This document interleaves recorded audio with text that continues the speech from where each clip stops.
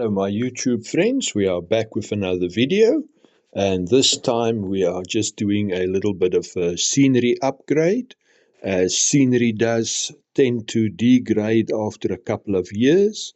When I built my layout, this little corner that you see now was only a foam hill covered with plaster and paint, and it was left like that even after rebuilding the harbour. Then it started fading quite badly, and I've had a few comments saying this corner needs some attention. So eventually it got some attention, some new growth, and hopefully it looks a bit better than it did before. So we're just doing a couple of run-bys on board, looking at this hill and how it has progressed. It's hopefully looking a lot better. And then I had some glue left over when I did this, so I also added a bit of scenery to the scene up at the mine. There was still an area that was blank, so not completely blank, but there was not any scenery on that specific spot. It was to the left and to the right of it.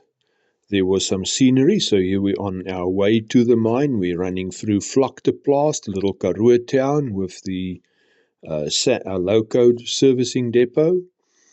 And then we are racing around because we've got all clear from the dispatcher. And there we have a green signal, highball, as the Americans would call it. And here we slow down to see the patch that is now more or less in the middle of the screen.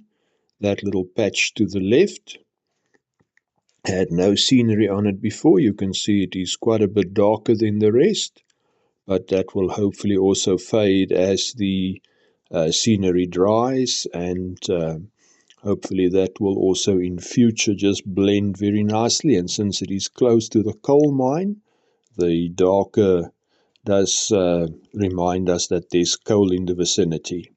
And there we also have a view of the staging tracks with the 4 trains that are staged, waiting to run their turn. So I hope you enjoyed this short little update. If you have not subscribed to this channel, please do so. Click on the subscribe button.